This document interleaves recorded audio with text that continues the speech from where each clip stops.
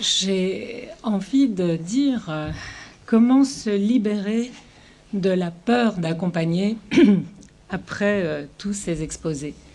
Car il me semble, si j'ai bien suivi tout ce qui s'est dit, que se pose fondamentalement pour chacun d'entre nous la question de qu'est-ce qui nous autorise à accompagner et qu'est-ce qui, dans cette démarche, va faire que ce compagnonnage et ce travail de cordée va pouvoir s'accomplir dans une dimension de réussite éventuellement, bien qu'il n'y ait pas d'engagement de résultat, mais en tout cas qui va être porteuse pour les deux parties prenantes, puisqu'on a bien vu qu'il y avait deux parties prenantes.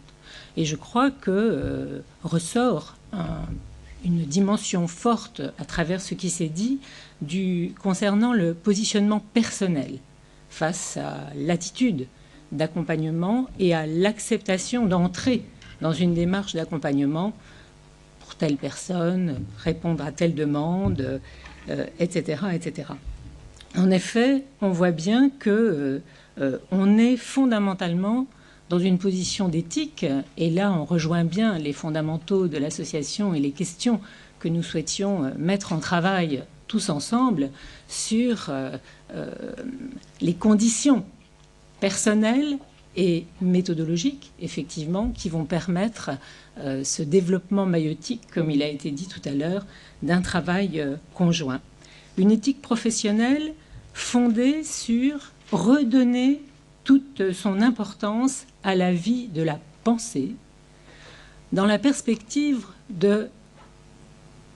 d'offrir à chaque personne concernée la possibilité de retrouver une position de sujet, de retrouver une position de sujet comme personne, donc comme individu, mais comme individu inscrit dans la société. Et j'y vois effectivement une dimension fortement politique, puisque là, on est dans un travail qui va concerner un positionnement qui renvoie, on l'a vu tout à l'heure, au sociologique, à l'économique, au politique.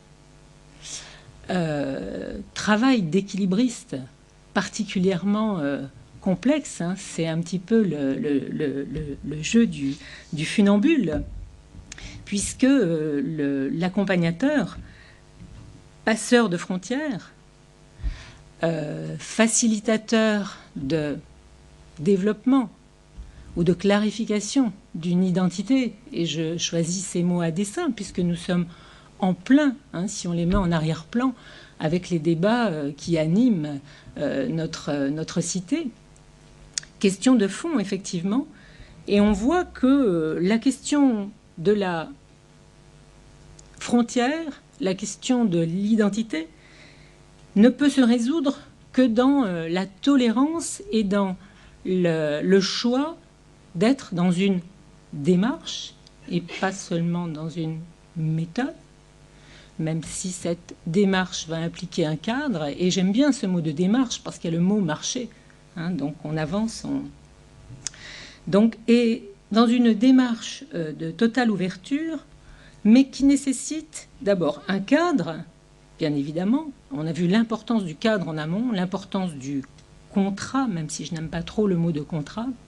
Il me renvoie un petit peu trop à la connotation de la perversion, avec ce contrat qui parfois nous emmène dans des chemins plus ou moins pervers, mais en tout cas qui est fondé sur volontaire, démarche volontaire pour les deux parties, une démarche de confidentialité, une démarche centrée sur le sujet et le sujet global, et qui renvoie à un travail sur le retour et l'enrichissement fondé sur l'histoire personnelle. Ça, c'est très important. Et la fameuse question du désir.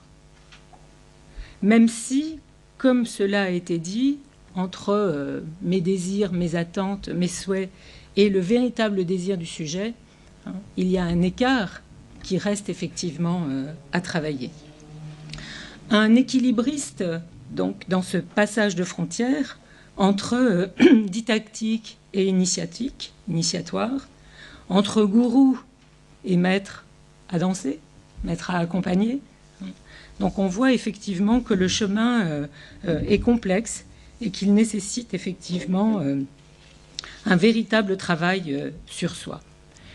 Et la nécessité, à chaque fois, et je dirais en permanence, de se poser la question de qu'est-ce qui, dans ma pratique, permet une véritable élaboration qui prend en compte la personne globale dans une démarche donc, de libération de la pensée, de libération de la force propre de la personne à son propre rythme, qui libère son action propre. Qu'est-ce qui nous autorise? La question du respect. Ce ne sont pas des minces questions, je ne crois pas qu'on ait toutes les réponses, mais en tout cas, on a les matériaux pour pouvoir peut-être mieux appréhender ce soir ce que l'on est prêt à accepter et ce que l'on n'est pas prêt à accepter, parce qu'on a beaucoup parlé de l'université, du social.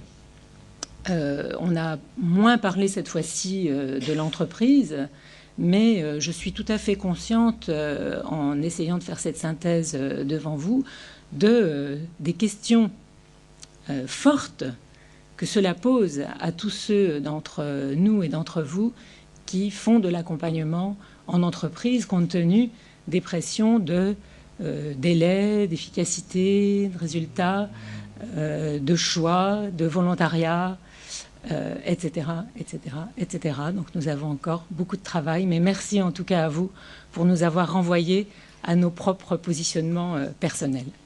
Merci.